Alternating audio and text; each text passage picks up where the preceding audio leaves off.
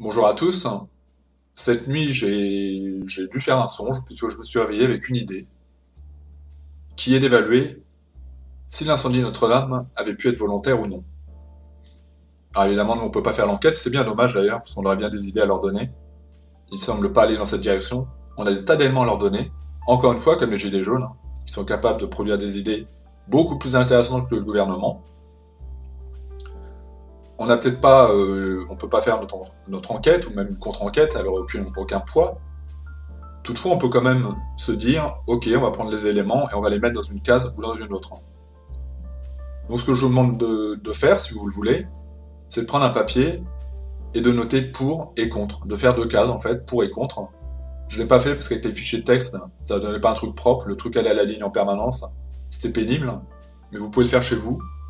Les aspects positifs et les aspects négatifs, probants pour l'incendie volontaire ou non. L'incendie a-t-il pu être volontaire? Non, car les médias dès le départ nous l'ont dit, c'est un incendie qui est involontaire. Ils sont très forts, hein. Dès les 2 premières minutes, ils savent, ah, c'est involontaire. Ok, pourquoi pas? Mais on sait aussi, donc dans l'aspect pour, on pense que c'est possible, que ce soit un incendie volontaire, les médias, depuis la crise des Gilets jaunes, nous mentent en permanence. Donc, sortie. Les médias, on ne vous écoute pas. C'est pas un élément probant. Le fait que vous ayez déterminé 2 minutes après que c'était un incendie involontaire, pour nous, ça sent mauvais. Et pas que la fumée de bois, sans faire de mauvais traits d'humour. On nous dit que le lieu était protégé. On peut l'imaginer que Notre-Dame était protégée. Dans l'aspect contre. Donc non, c'est pas possible. Mais en même temps, on apprend que des jeunes se sont filmés à Notre-Dame en train de faire des selfies. Ils font un sport extrême, pas qu'à Notre-Dame, sur différents monuments dangereux. Et donc des jeunes ont pu s'introduire à Notre-Dame. Il y a des vidéos, il y a des photos qui en font preuve. Évidemment, certains ont été arrêtés, sur d'autres monuments aussi, et puis parfois ils y arrivent. Ils font pas dégradation, c'est une espèce de sport de l'extrême, un peu comme du parcours de l'extrême, mais donc on peut accéder à Notre-Dame, étonnamment. Donc le lieu n'est pas aussi protégé qu'on pourrait le penser, ou pas tout le temps. On nous dit aussi, des experts disent que beaucoup d'édifices religieux ne sont plus aux normes. Bon bah ça on peut l'entendre, apparemment ils ont été voir dans d'autres églises, dans d'autres lieux, ils ont regardé les câbles, les câblages, et a priori tout ça c'est pas très aux normes, c'est un élément contre. Donc ce serait involontaire. C'est une possibilité. D'ailleurs, vous verrez, c'est celle qui reste plutôt à la fin. Une cause électrique, hein, finalement. On nous dit dans les aspects contre que toute cette partie qui était appelée à la forêt était faite en bois, donc logique qu'elle puisse prendre feu comme ça, que c'était un élément très inflammable.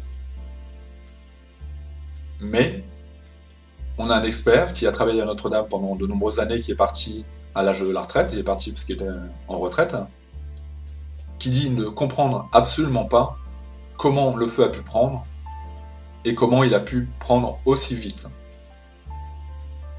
Il ne comprend absolument pas, parce qu'à son époque, c'était très très sécurisé, au contraire, qu'il y avait peut-être des caméras, qu'il y avait des vigiles, que c'était ultra sécurisé et que donc lui ne comprend pas. Il fait même un trait d'humour sur le plateau en disant non, je vais éviter de me moquer parce que mais non, je ne comprends pas, quoi. Je suis en train de vous dire que je ne comprends pas. Alors qu'est-ce que vous en concluez? Et vous? Qu'est-ce que vous en concluez? Je vous dis je ne comprends pas. Vous voulez que je vous le dise davantage? Vous faites semblant de ne pas comprendre? Je vous dis je ne comprends absolument pas comment ça a pu arriver. Ça veut peut-être dire il indique qu'il faudrait peut-être faire une contre-enquête et pas laisser les gens qui s'en occupent là maintenant. Que des gens viennent dire, ouais, vous êtes parti tout de suite sur la piste bah c'est involontaire et vous avez exclu complètement l'autre cause. On va peut-être faire autrement, on ne sait pas. On est au milieu, on va vérifier tout. C'est pas parce que les médias nous ont dit qu'il n'y avait rien qu'on doit les croire. Je rappelle que c'est des faits. On nous dit que c'est pour ça qu'on doit les croire, et bien si on ne croit pas aux médias, tout est réfuté. L'autre point qui est important par rapport aux médias, l'explication il y a incendie sous la charpente de Notre-Dame parce que le lieu était en travaux. Et c'est souvent à ce moment-là que les incendies se déclarent. Effectivement, c'est vrai, ça aussi ça a été dit, C'est arrivé par le passé, il y a bien plus longtemps, que lors de travaux d'importance, on va dire, des lieux comme ça ont pris feu. Mais les premiers éléments de l'enquête, donc ça vous le mettez dans le pour, enfin, vous verrez la grille, vous comprenez bien ce que je veux dire. Quand je fais mais, c'est que c'est dans l'autre case.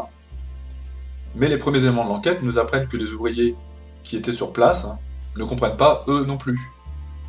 Qui n'ont pas fait de départ de feu, qui n'ont pas soudé de façon dangereuse, qu'ils ont respecté les normes de sécurité et qu'ils ont débranché le secteur, en gros. Qu'ils ont fait en sorte que le chantier soit le plus sécurisé possible. Donc, eux non plus ne comprennent pas. C'est complexe. Entre un expert qui ne comprend pas et les gens qui travaillent sur place qui ne comprennent pas, ça fait beaucoup de gens qui ne comprennent pas, avec tous les gens complotistes qui disent on ne comprend pas.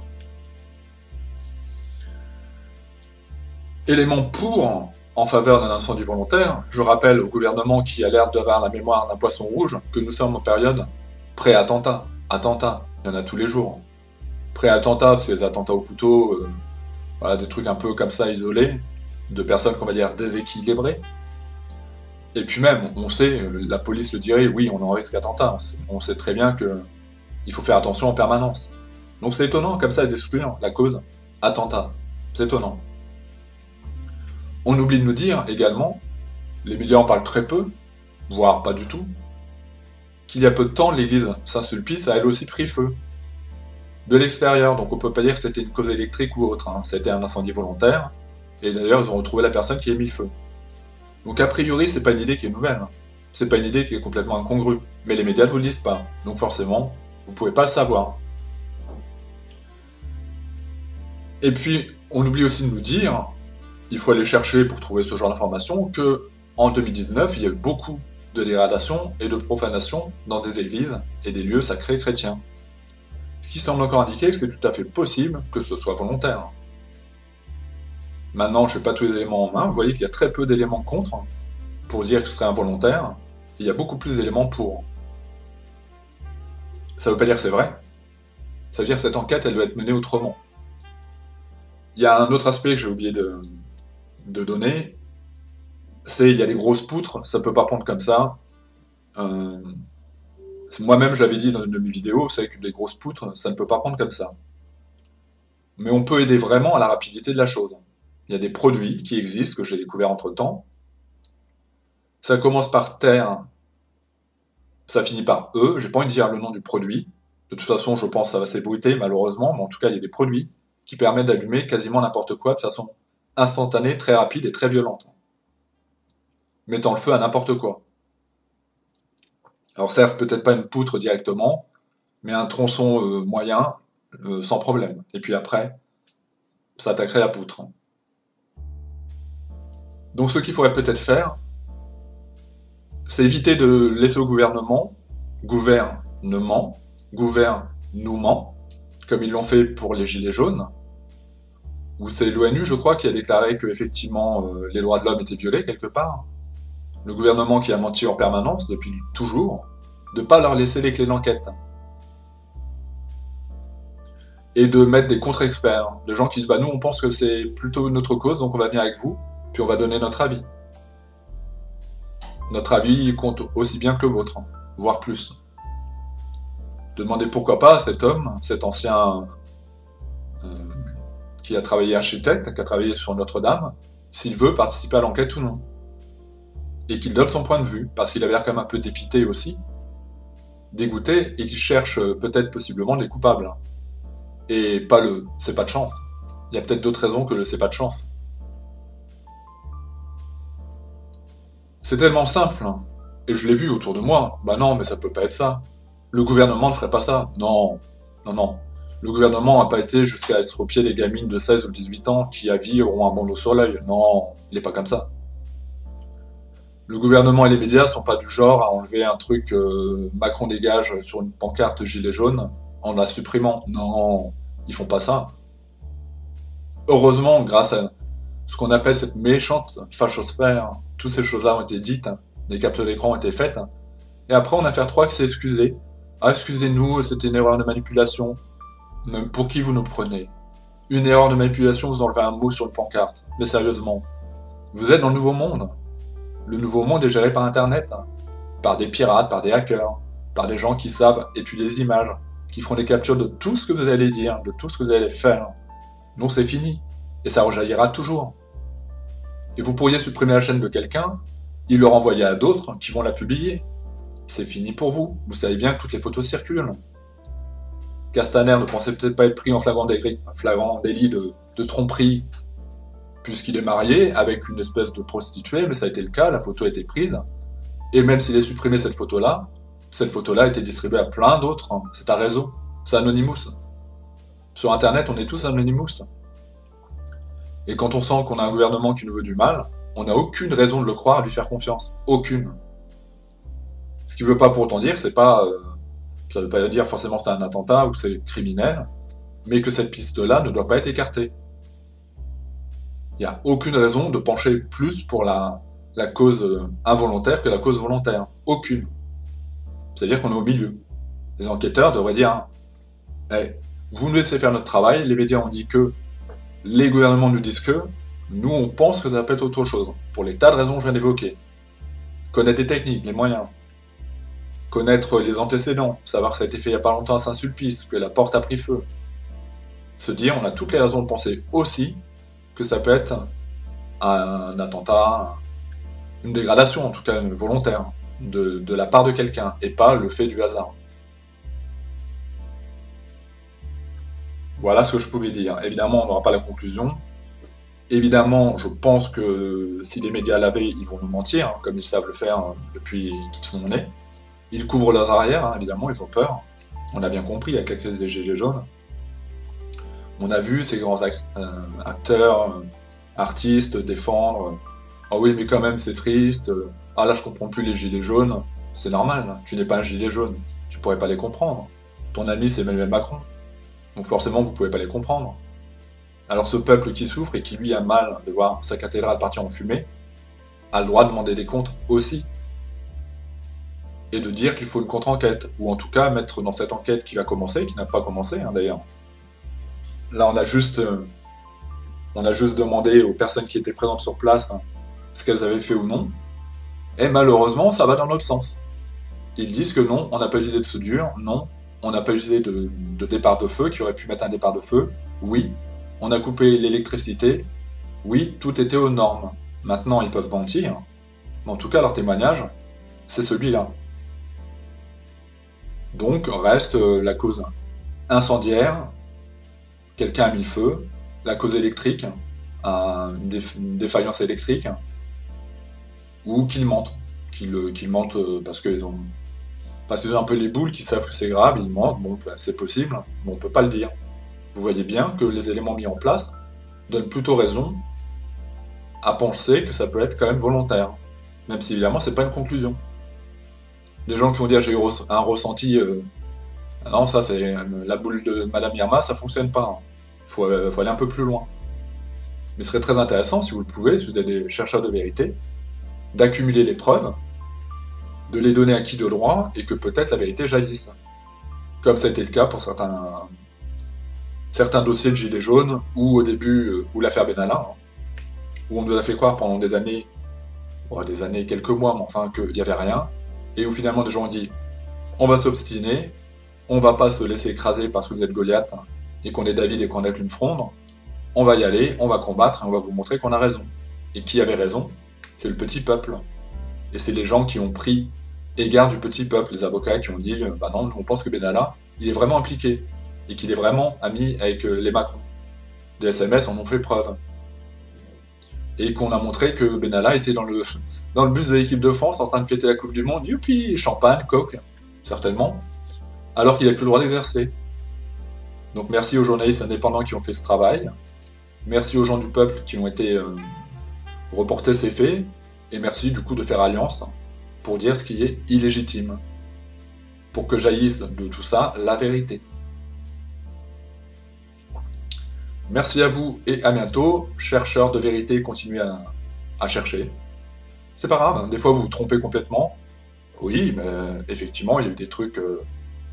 Des gens qu'on a vus sur place, c'était des pompiers. Moi, j'ai pu vérifier. Je sais que c'était des pompiers. D'autres choses, c'était une statue qui était sur place. De loin, ça peut laisser penser que c'est un homme. On peut se tromper, c'est pas grave, dans ces cas il faut le dire, il faut dire bah ouais je me suis planté, mais je voulais quand même en parler. Et puis il y a d'autres éléments qui peuvent être plus... Voilà, tout ce que vous trouvez qui peut être... Il faut en parler. Il faut en parler, ça coûte rien. J'ai vu trop déjà de vidéos relayant les fake news. Voilà encore malheureusement les fake news qui arrivent. Je leur envoyais quelques liens en disant tiens, allez parler avec cet ancien expert de la cathédrale, et puis allez lui dire que c'est une fake news. Il va vous dire j'ai travaillé 13 ans à Notre-Dame, venez me dire que je suis un menteur. Là je pense que dans ces cas-là, ils coupent les commentaires. Ils disent bon bah non, là on est face à un quatrième Dan, il va pas se laisser faire, laisse tomber. Effectivement, on s'est moqué de ceux dont on pouvait se moquer, mais là, ils donnent des éléments quand même compliqués. Ils parlent de Saint-Sulpice, de l'incendie. Effectivement, c'est un petit peu quand même le même ressort qui a été utilisé. Ils parlent de cet expert. Ils parlent de moyens techniques qui permettent d'allumer un incendie de façon très rapide et brutale. Donc on va éviter de troller avec ce genre de personnage. Eh bien, si vous êtes comme moi, parce que du coup c'est moi qui t'ai dû mettre un commentaire, à ce journaliste vérolé, continuez votre travail. Vous aurez déjà des échecs, vous vous tromperez souvent, mais parfois jaillira une parcelle de la vérité. Et mis bout à bout, peut-être que les médias vont commencer à dire et si jamais on avait été trop vite en besogne. Vous savez, à force de qu'il y ait des relents comme ça, qui se disent, mais il y a de plus en plus de gens qui n'étaient pas dans le truc du complot, qui se posent des questions. Et au bout d'un moment, les médias sont obligés d'en parler, vous l'avez bien vu, avec le RIC. Personne ne voulait en entendre parler. Ça, c'est né sur le Internet et sur les ronds-points. Et les médias au début n'en parlaient pas du tout. Et puis à un moment où ils ont été obligés, on leur a imposé le RIC. Il était là en permanence et du coup ils ont été obligés d'en parler sur leur plateau télé et d'inviter des gens qui étaient pour le RIC. Et que le président entende jusqu'à ses oreilles même que le peuple voulait le RIC. Quand vous imposez une idée, si elle est bonne, si elle est légitime, si c'est pas une fake news, si elle ne peut pas être démontée de A à Z, eh bien, elle peut remonter vers les plus grands, vers ceux qui sont en haut, et qui pour le moment se moquent bien des complotistes de la première heure, sans écouter les arguments qu'ils donnent.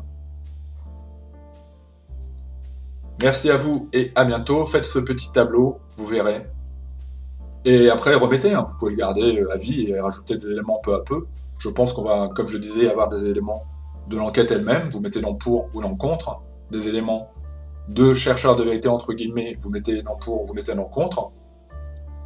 Et comme ça, vous aurez une espèce de vision d'ensemble, mais vous verrez bien, pour le moment, qu'il n'y a pas plus d'éléments qui permettent de trancher pour le pour que le contre, et même plutôt le contraire. Surtout sur la base première, les médias. Les médias vous disent que c'est vrai, les médias disent que c'est vrai dans les 2 premières minutes, ils savent que c'est un incendie involontaire. C'est qui leur a dit? C'est Emmanuel Macron au téléphone? On peut se poser la question, comment ont-ils été aussi prompts à dire que c'était un incendie involontaire? Personne ne peut déterminer ça, personne. C'est impossible. Surtout à Notre-Dame, mais même ailleurs d'ailleurs. D'abord doit être fait une enquête. Il y a un incendie, on se dit pas ah ça a pris comme ça. C'est quoi? Oh c'est la gazinière, tu le sais? Non. Je pense que c'est la gazinière. Ouais, moi je pense que c'est la salle de bain. La salle de bain, ouais. Le robinet. Mais ça arrive pas? Non, ça arrive pas, mais c'est possible. Ah ouais, t'as peut-être pas tort. Peut-être que finalement on se trompe. Non. On fait d'abord une enquête pour déterminer. Il n'y a pas longtemps avant ça, il y a eu un incendie dans un immeuble où malheureusement il y a eu des morts. Il y a des gens qui ont sauté par la fenêtre. Les gendarmes, les policiers n'ont pas conclu dès qu'ils ont vu les flammes. Ça, c'est un incendie involontaire. C'est étonnant. Ils ont dit on va faire une enquête, on va essayer de comprendre ce qui s'est passé. Et c'était une dame qui a des problèmes en psychiatrie, qui a mis le feu à son immeuble. C'était une vengeance. Ils ont pu déterminer comment, par rapport à ce qui a été dit. Elle s'est pris la tête avec les voisins. Il y a eu une enquête, ils n'ont pas conclu. Ah, regarde les flammes, regarde la flamme. J'ai vu couleur bleu, jaune, vert. Oh, bah ça, c'est un incendie involontaire. C'est pas comme ça que ça marche. Et c'est pas comme ça que vous nous aurez. Désolé. Merci à vous et à bientôt. Pour ceux que je mets dans mon camp, et puis pour les autres, eh bien, révisez votre jugement. Je dis pas du tout que j'ai la réponse, je dis qu'il faut se poser des questions autrement. C'est tout. Merci à vous et à bientôt. Je mettrai les liens en dessous qui peuvent correspondre à ce que je viens de dire pour vous aiguiller un petit peu. Parce que moi, je donne beaucoup de liens. Et les liens sont du Figaro, du Monde, de Libération et autres, du Parisien. Je donne pas des liens qui viennent de la droite m'a tué ou je sais pas les noms, la gauche m'a tué. ou peu importe, ou des sites complotistes. Non, non, moi, c'est des sites fiables. Comme ça, quand les sceptiques, ils peuvent dire, ah, là, ils donnent des sources. Je croise les sources. Je vérifie les sources. Je travaille comme les sceptiques. Ce qui fait que mon scepticisme est ambiantant en ce moment. Je me dis que j'ai les raisons d'être sceptique. Merci à vous et à bientôt. Les liens seront en dessous.